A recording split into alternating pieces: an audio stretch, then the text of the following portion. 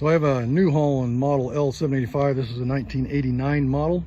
Great little machine, about 7,000 hours on it. Hardly any problems with it other than what I have created, and that's what this video is about today. I would first need to thank my buddy Steve for many hours of time and effort trying to figure out electrical issues, and to my buddy Sasquatch, who will be editing and putting this video together and posting it. I apologize if the quality of the video is not what you expect. This is my first and only attempt to ever make a video, and the only reason I'm doing it is because I ran into an issue and in going through the forums and whatnot, I couldn't find anybody that had ever done this before. In fact, I had several folks tell me it couldn't be done, and while I appreciate their input and feedback, they also help by kind of giving me some thoughts to consider.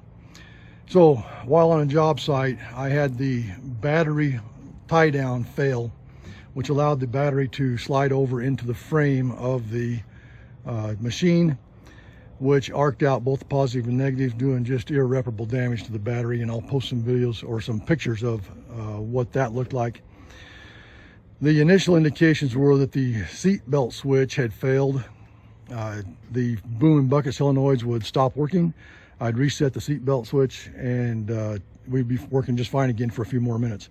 This went on for about 30 minutes, in the middle of which I stopped to do some Google investigation to see if I can figure out what the problem was, and everything put me right back to that seatbelt switch. In the end, it took me a day or so to find that the battery had slid over. That wasn't the first place I looked. I did replace the seatbelt switch, but in that time, like I said, it destroyed the battery and apparently did some other damage as well. One of the things we think it damaged was the logic control module, which is this guy right here. The reason we think it was damaged is once the machine completely quit, no matter what we did, it wouldn't start. No matter what we did, the boom and bucket wouldn't operate. So this video is about how I overcame both of those. One thing I do need to say up front, I am not responsible for your decisions with your equipment. If you decide to do something like this, that's on you. This is just how I overcame it and did everything I could to keep all the safety features in place while I was doing so.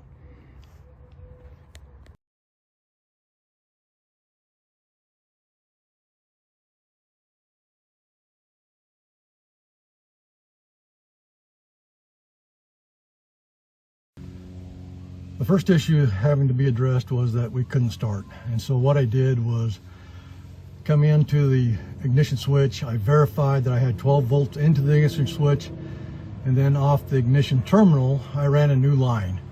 And that's this black line right here that you can see. And what I did is I ran it around my cab, down the side, and just to protect things, I ran it into this inline fuse block. And all that is it's a 40 amp block, but I put a 5-inch fuse in it to ensure I was protecting everything. And all it does is run down into here and over to the ignition relay.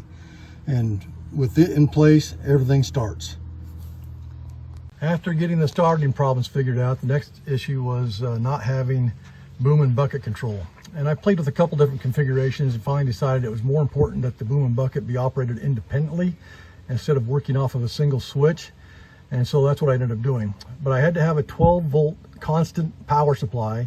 So coming off of one of the 12 volt constant terminals on the ignition switch, I then brought this white wire around, which follows the same path as the previous wire, around the side, down the back of the cab, and it also runs into its own dedicated inline fuse. But this power provides power to both the seat belt switch and the seat switch. These go into their various switches and come back out, and they end up going through these two lines here that follow the original path of the wiring loom. And so I ran those around the front of the cab, brought them over to the boom and bucket solenoids, and wired those in so that I had independent control of both products. That one's a little hard to see. So those black wires come around here and they tie in to the positive, the hot side of the boom and bucket. I also had to have a ground, and that's what these yellow lines are.